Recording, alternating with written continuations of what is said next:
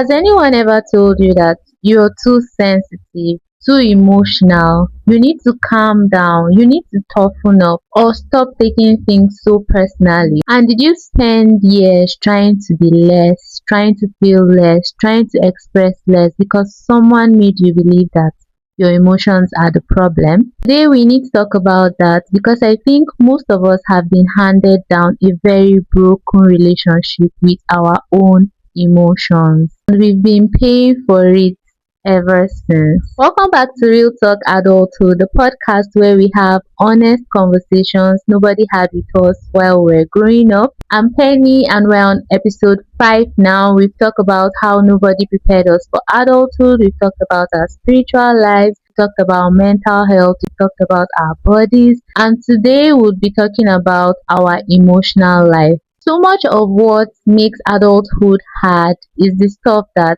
nobody taught us. And nowhere is that more true than with our feelings.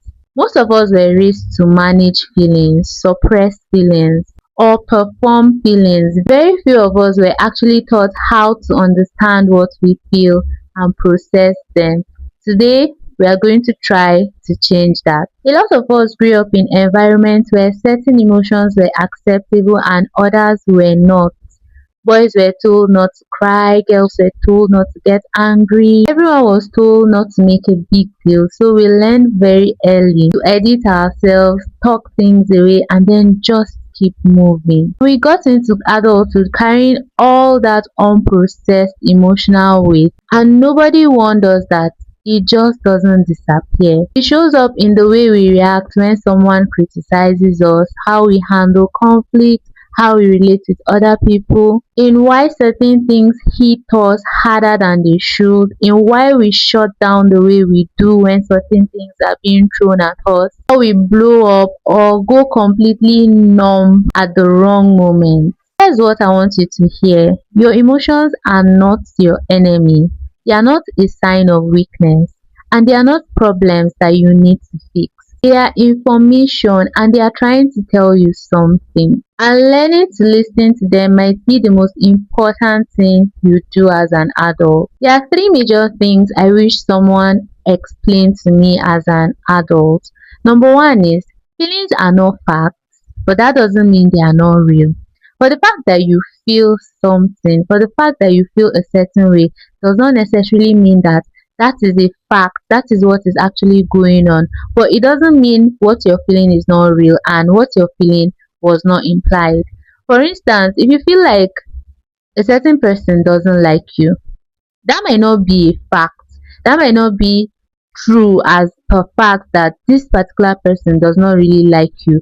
But for the fact that you're feeling it is because this person has portrayed some traits or some attributes or some habits that has made you to start feeling like, oh, this person does not like me. And then it's normal for you to process this information like this person doesn't like me and act in a way that might make you avoid or react to this person not liking you. But in the long run, it might be that those actions that made that person portray the image of not liking you were triggered by other things that are not necessarily built on the fact that the person does not generally like you. I don't know if that makes sense, but that's how it works. Two is you cannot selectively numb your emotions.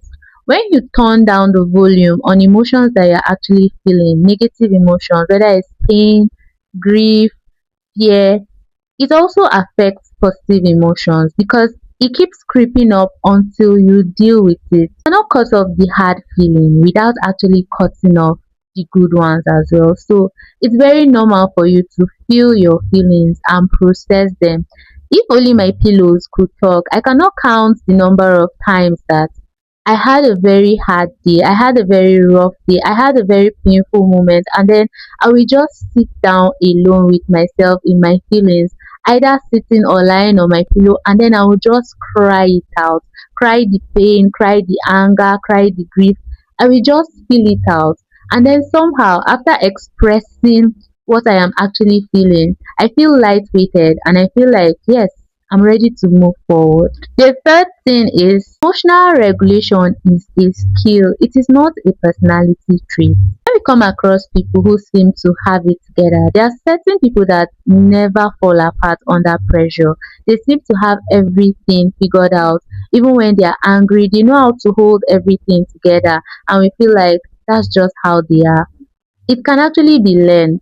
It's not meant for particular set of people. Emotional regulation can be applied by absolutely every other person. Can be learned at any time, at any age. It's not about never feeling things intensely, because people that seem to have things together doesn't mean that they don't feel intensively angry, they don't feel all the pain, all the fear, they don't feel all the pressure. But they have learned the capacity to feel what they are feeling without allowing what they are feeling hijack their person completely. And that's something that can actually be learned.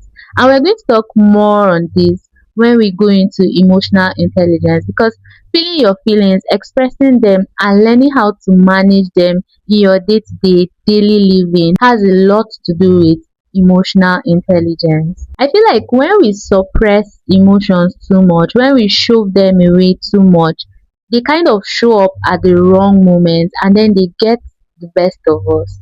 I used to be this kind of person that when you offend me, I don't outrightly tell you. Even when it hurts me, I'm not comfortable, I don't like how I feel, I just shove it somewhere. And to me, I feel like we're actually good.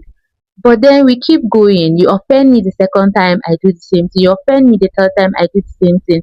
Probably on the fourth or fifth time when you offend me, you probably do something trivial that was not even supposed to get me angry in the first place. But then I kind of react in a very intense way that it feels like what you did was unbearable. And then when the third person hears what happened, it will be like, why do you have such an adverse reaction for such a trivial matter? But then I got to understand that my reaction was not based on that particular thing. It was because I had issues that I had piled up and never dealt with. Like I shoved it somewhere. There's something people say, your cup is full. It's because your cup has gotten full with me that I unleashed my entire anger on everything you've been doing that has been upsetting me, and then it now feels like I'm overreacting. Growing up has taught me to deal with emotions. I've gotten to the point that if you do something that I don't like, if I cannot talk about it, if I cannot talk to you about it, then I'll rather forgive you and let it go than shove it away, because shoving it away actually causes more damage in the long run. Sometimes it actually affected my relationship with the person. There are some relationships that has gotten so bad that it cannot be repaired because of this particular habit of piling things and not just telling the person and then keeping things to yourself. And one thing I also learned is that if you hold something against someone, you are the one in pain, you're the one feeling discomfort, because the person you're holding things against might have no idea that this is how you're feeling. And it only helps you heal and move forward when you're able to calmly or peacefully tell the person, oh, you did this, I don't like it, you did that, I don't like it, and then it helps you to move on. So naming what you're feeling and actually feeling it is actually a good way to allow yourself feel your emotions. I do that a lot with myself. Whatever I'm feeling, positive or negative, I dwell in it. I feel it. If it's something negative that I need to shake off, I try my best to deal with it. If it's something that I know, oh, I'll feel better when I talk to someone, I try my best to talk to someone and move on from it, because emotions have the way of getting the best of you, clouding your thinking, and then showing up at the moments that you least expected them to show up. The second thing is create space between what you're feeling and how you respond to it. You don't have to respond to everything you feel immediately you feel it or how it comes. The pause in between is where your power lies. I used to be this kind of person also that takes decision when I'm angry. Like it had been part of my life for a very long time until I realized how much damage I had been causing to myself. When I'm angry, when we are heated, when you do something that I don't like, I then sit down and then settle down and say, oh, this is the decision I want to take. This is the way I want to go about it.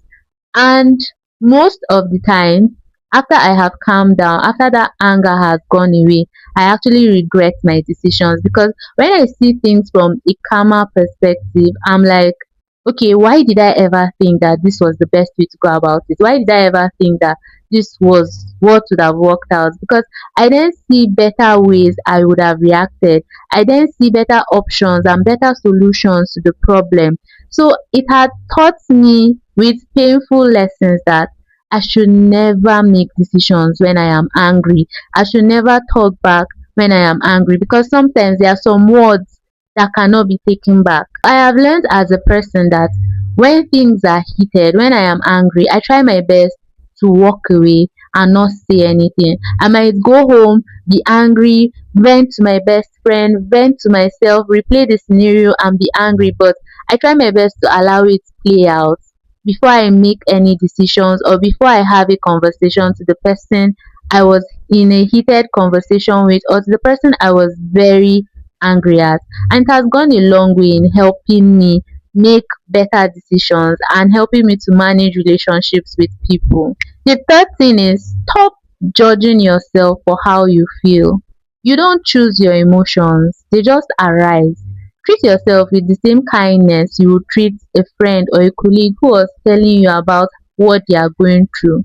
What really matters is how we handle these emotions, how we express them, how we allow them to control us, or how we allow them to resolve, rather than how they come up. How they come up, when they come up, is totally not up to us.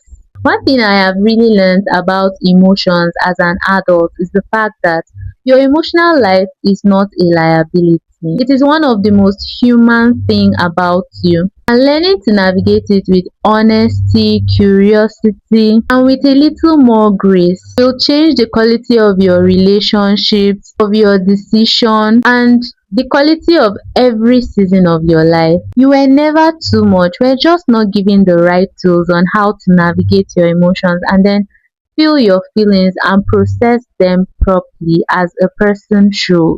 Thank you so much for listening to this episode. If this episode resonated with you, don't forget to share it. You never know who needs to hear it. And leave a comment. What emotion do you find hard to sit with?